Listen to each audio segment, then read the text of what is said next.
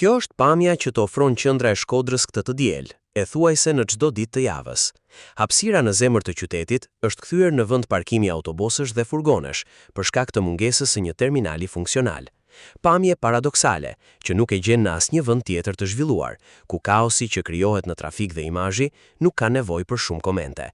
Pak metra më tutje, një tjetër hapësirë prej vitesh është kthyer në vend stacioni autobusesh. Ky kryefjalë është kaosi dhe shkatrimi. Mjedesi përpara pallatit të sportit Qazim Dervishi dhe hapësira e stadiumit Loro Boriçi janë kthyer në një parkim të improvizuar.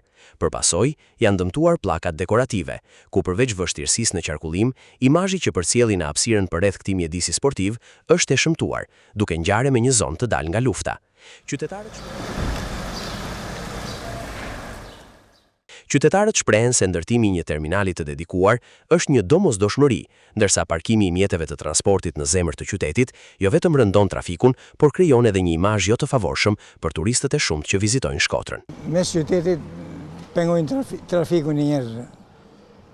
Mendoj duhet me bëj një terminal. Po mirë, është me pas vendin i caktuar një terminal, por këta për nevojat e kanë që përkohen këtu, derisa dikush nuk e gjen vendin.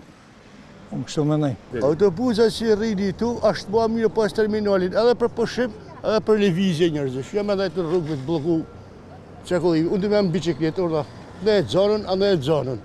Imazhi i Shkodrës është këtë negativitet.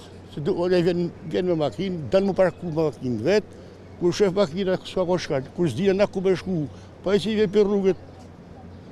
Urzi pse ka më afut, a kështu. Që ku ke tjetër aty. Mirë kisha kanë më të dërguar për këtu. Ata të katonde doni terminal, dakord? Parkimi i autobuseve në zona qendrore vijon të shkaktojë shpesh herë kaos në qarkullim dhe vështirësi për lëvizjen e qytetarëve. Për këtë arsye, kërkohet që Bashkia Shkodër të ndërhyjë me masa konkrete për zgjidhjen përfundimtare të kësaj problematike.